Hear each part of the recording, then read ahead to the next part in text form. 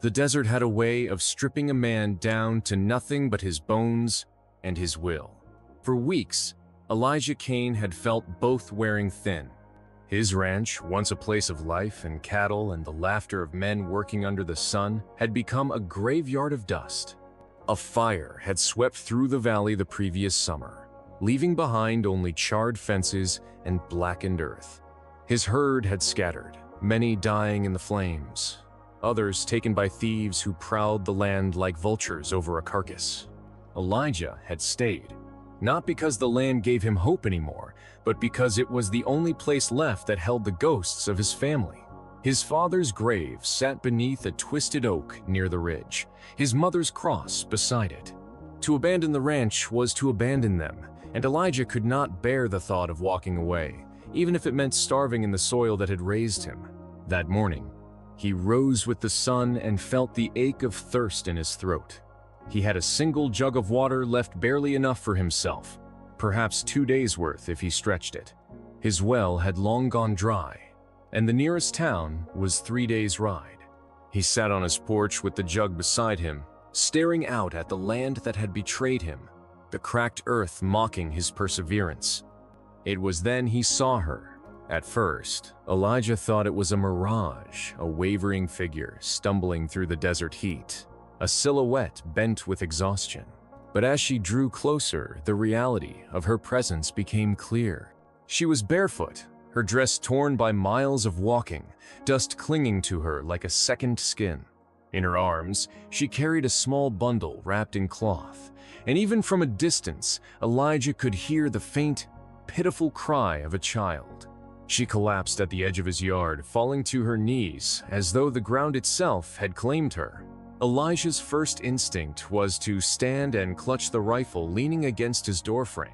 Strangers in these parts rarely came with good intentions. But something in the way she held that child, shielding it even as her body gave way, tore at him. He crossed the yard in long strides, his boots kicking up dust. When he reached her, he saw the truth written across her face: sunburned skin, lips cracked from thirst, eyes glazed with hunger. She had not eaten in days, perhaps longer. "Water," she rasped, her voice breaking as though the word itself cut her throat. Elijah looked back toward the jug sitting on the porch. His last water, the only thing standing between him and death in this forsaken land. His hand twitched, and for a moment he felt the cruel arithmetic of survival: one man against 2 strangers, his life against theirs. He could turn them away. He could hold his water close and pretend mercy was a luxury he couldn't afford. But then the child whimpered, the sound so faint it seemed like a dying bird. Elijah cursed under his breath and lifted the woman in his arms. She was light, frighteningly so, like a bundle of sticks held together by will alone. He carried her to the porch, set her down in the shade, and uncorked the jug. The first swallow she took was desperate, almost choking, and Elijah had to pull it back so she wouldn't drown herself. He poured a trickle against the child's lips, watching the small chest rise and fall with fragile breaths. Half his jug was gone before he even realized it. The woman closed her eyes, whispering something he couldn't quite hear. It might have been a prayer, or just the delirium of a body too far gone. Elijah sat across from her, his jaw tight. He didn't ask her name, not yet. He didn't ask where she came from, or why she wandered into his dying ranch. Those questions could wait. For now, all that mattered was that she and the child were alive, and that his chances of surviving the week had just been cut in half. Hours passed before she stirred again, her voice weak but steady enough to speak. "You shouldn't have," she whispered. Elijah frowned. "What do you mean?" "The water. You'll need it." Her eyes, dark and piercing even in her frailty, searched his face. "Men out here don't give without losing. You gave anyway." He looked away, out toward the horizon where the sun bled red into the land. "Didn't seem right, letting you die on my doorstep." For the first time, her lips curved into something close to a smile. It was small, weary, but real. She cradled her child closer, rocking it gently. "My name is Mara," she said. "This is Jonah." Elijah gave a slow nod. He didn't offer his own name. Not yet. Names carried weight, and trust was a currency in short supply. But inside, Something stirred in him, something that had been dead for a long time. By nightfall, the desert wind picked up, rattling the broken shutters of his house. Mara and her child slept inside on the floor, while Elijah sat awake by the doorway, rifle across his lap. He couldn't explain why, but he felt as though the ground beneath him had shifted. In giving away his last water, he had invited something larger than survival into his life. Something dangerous, perhaps, but also something that felt like purpose. And though he didn't know it yet, that single act of mercy would not only alter his fate, it would awaken strangers in the desert who, by sunrise, would come to see him not as a man beaten down by misfortune, but as one worth saving. The desert night was merciless. Cold crept in where the day had scorched, wrapping Elijah Kane in a chill that even his worn coat could not fight off. He sat on the porch, his rifle laid across his knees, listening to the quiet crackle of the dying fire in the hearth inside. Through the door, he could hear the faint breathing of Mara and her child. The rhythm of it was unsteady, fragile, yet alive. He told himself he stayed awake out of caution. Strangers, after all, could carry trouble like burrs on a saddle. But as the hours dragged on and the stars wheeled across the sky, he admitted the truth. It wasn't mistrust that kept him watchful. It was fear of what might follow. Mercy, he knew, was a beacon in this land. When you gave, someone always came to take. By dawn, the air was sharp and thin, the horizon painted in pale gold. Elijah stepped inside to check on them.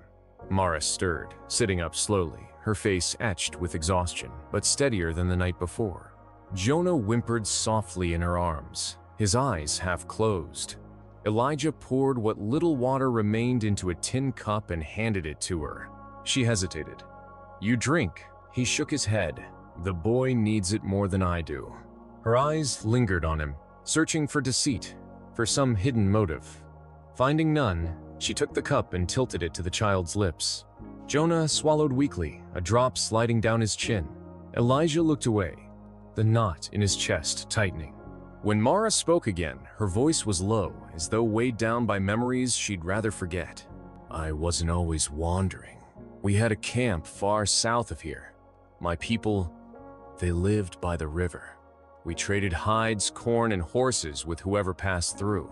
It wasn't much, but it was ours." Elijah leaned against the wall, silent, letting her words unravel. Then the raiders came. Her tone sharpened, bitter as cactus needles. Men on horseback, faces wrapped in cloth, rifles flashing in the night. They burned our tents, took what they wanted. By the time the smoke cleared, half our people were gone. My husband, her voice caught. She clutched Jonah tighter, pressing her face into the child's hair. "He died trying to shield us." Elijah's jaw flexed. He knew the kind of men she spoke of. Packs of lawless riders feeding off the weak, carving ruin into the desert. He had seen their work before: scorched farms, cattle rustled, families torn apart. Yet hearing it in Mara's voice gave it new weight. "How'd you make it this far?" he asked quietly. Her gaze drifted to the floor. "I ran. Kept running. Some of my people scattered. I don't know if any survived. Jonah was sick, crying for water, so I walked north. I thought maybe I'd find a town, anything." She looked at him then, eyes glistening. "Instead, I found you." The words sat heavy between them. Elijah turned toward the window, staring at the barren land outside. He had nothing left to give: no herd, no crops, barely enough food for himself. Yet he had given anyway. And in that small act, Mara seemed to see him not as a broken man, but as something more. They shared a silent breakfast of stale bread and dried beans, the last of his stores. Each bite reminded Elijah of how close he stood to the edge. Yet when Jonah giggled softly at a crumb on his mother's chin, Elijah found himself smiling for the first time in months. By midday, he led Mara outside, showing her the ruins of the ranch. The charred fence posts stood like gravestones across the plain. The barn half collapsed, its roof sagging inward. "This was all I had," he muttered. "Now it's nothing but ash and memory." Mara touched one of the posts, running her fingers along the blackened wood. "Still standing," she said softly. Even after fire. Her words struck deeper than he expected. He had thought of the land as dead, his fight is finished. Yet hearing her speak, he wondered if there was something left worth holding on to. That night, the wind carried distant sounds across the valley. Hoofbeats. Voices. Elijah stiffened, his hand going to his rifle. Mara's face paled as she clutched Jonah close. "Raiders?" she whispered. Elijah shook his head slowly. No, the rhythm was different. Not a mob of riders charging through, but a measured procession. Lanterns flickered in the distance, moving like stars descending into the valley. He stepped forward, rifle raised, as the figures came into view. A dozen men and women on horseback, their faces marked with the dust of travel, their eyes fixed on the ranch. At their head rode an elder with gray hair braided down his back, his posture straight and commanding. Elijah felt Mara step closer behind him. Her breath caught. "I know them," she murmured. "They're my people." The riders halted at the edge of the yard. The elder dismounted, his boots crunching against the dirt. His eyes swept over Elijah, then lingered on Mara and Jonah. For a long moment, silence reigned. Finally, the elder spoke, his voice carrying the weight of authority. "Word reached us of a rancher who gave his last water to a woman and her child. We did not believe it at first. Men of this land guard water tighter than gold. But here you stand." Elijah shifted uneasily, lowering his rifle but not releasing it. "I didn't do it for thanks." The elder nodded. "No, that is why it matters." He turned to his riders, then back to Elijah. "You gave when you had nothing. Such a gift does not go unanswered." Confusion flickered across Elijah's face. "What do you mean?" The elder's eyes gleamed in the lantern light.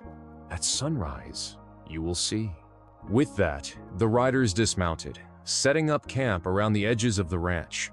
Mara clutched Elijah's arm, her voice trembling with something between fear and hope. "They came for you," she whispered. "You gave me life, and now they've come to give it back to you." Elijah stared into the firelight, his heart pounding with a strange mixture of dread and wonder. He had expected nothing in return for his water, only loss. Yet here, in the ashes of his broken ranch, strangers were gathering with purpose in their eyes. And as the stars wheeled above, he began to realize that by saving Mara and her child, he may have awakened a force greater than any fire, any raider, or any drought. The first light of dawn crept over the horizon, staining the desert sky in hues of rose and gold. Elijah Kane woke to the sound of hammers. At first, he thought he was dreaming, that the fire of his ruined ranch was still echoing in his mind, that the crack of wood splitting was the nightmare refusing to end. But when he stepped outside, rubbing the sleep from his eyes, the truth struck him like a thunderclap. The strangers were working. Men carried fresh timber across the yard, shoulders straining under the weight of logs hauled from wagons that had rolled in during the night. Women wove rope, repaired harnesses, and cooked food over open flames to keep the workers steady. Children darted between the adults, carrying water buckets, gathering nails, fetching tools. The air buzzed with life, with energy the kind Elijah had not felt on his land in years. For a moment, he simply stood there, dumbstruck.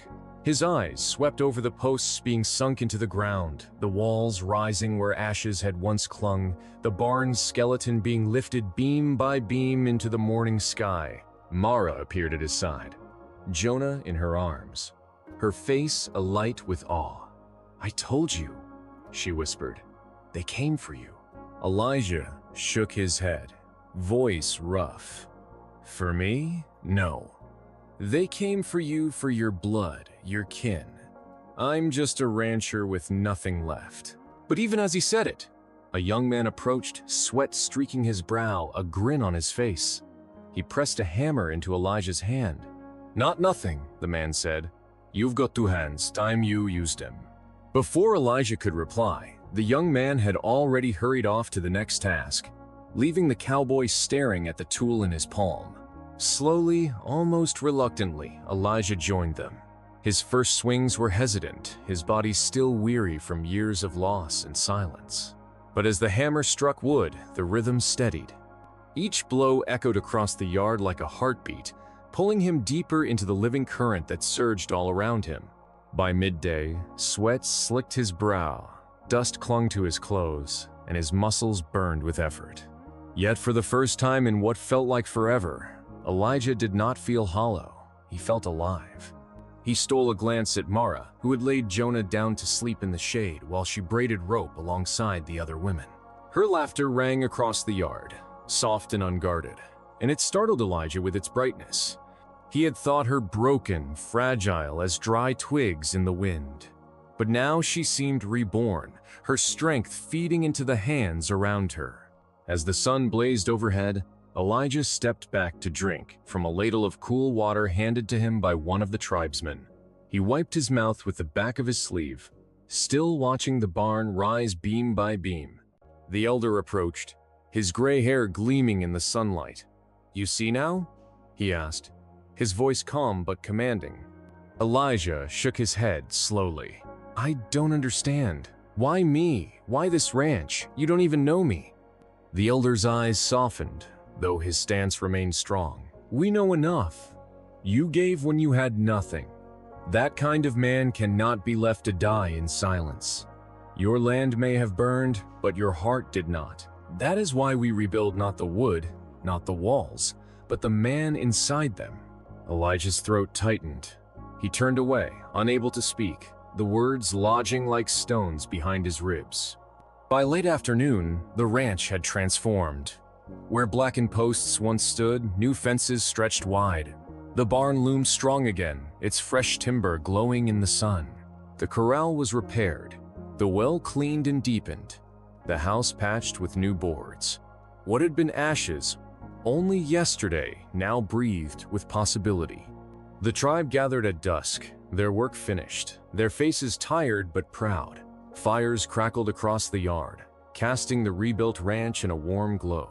Mara sat with Jonah in her lap, her eyes reflecting the flames. Elijah stood among the workers, his shoulders squared, his hands raw from labor, but his spirit strangely light. The elder raised his voice so all could hear. "This land is no longer the ruin of one man. It is the promise of many. Should raiders come again, they will not find one rifle standing alone. They will find us." A murmur of agreement rippled through the crowd, strong and resolute. Elijah swallowed hard, his gaze sweeping over the faces gathered before him. These people owed him nothing, yet here they were, pledging their strength, their lives, for his. His chest ached with a weight he hadn't felt in years' hope. Mara's eyes met his across the firelight, and in that silent moment, Elijah understood. The water he had given her was not just survival, it was a seed. And tonight, that seed had bloomed into something greater than he could have imagined. When the fire burned low and the night wrapped itself around the valley, Elijah sat on the porch, staring at the rebuilt barn against the starlit sky. The hammer still lay at his side, its handle warm from the day's labor. For the first time since the fire, he felt he belonged on this land again. He whispered to the night, to the memory of his father, to the ashes buried beneath the soil. "We're still standing." And in the quiet, it felt like the land itself answered back. This is the story of how one cowboy's last act of mercy turned despair into rebirth, how strangers bound by gratitude rebuilt what fire had stolen, and how kindness, even when it costs everything, never truly dies. Elijah Kane gave his last water without hope of return. By sunrise, he discovered that sometimes the smallest act of compassion can awaken an army, rebuild a life, and defend a future. So when the world feels empty, when your own well runs dry, remember his story. Give anyway. Because in giving, you may plant the very seed that saves you. If this story moved you, share it. Let others feel the weight of mercy and the power of community. And never forget, the smallest kindness can echo louder than any loss.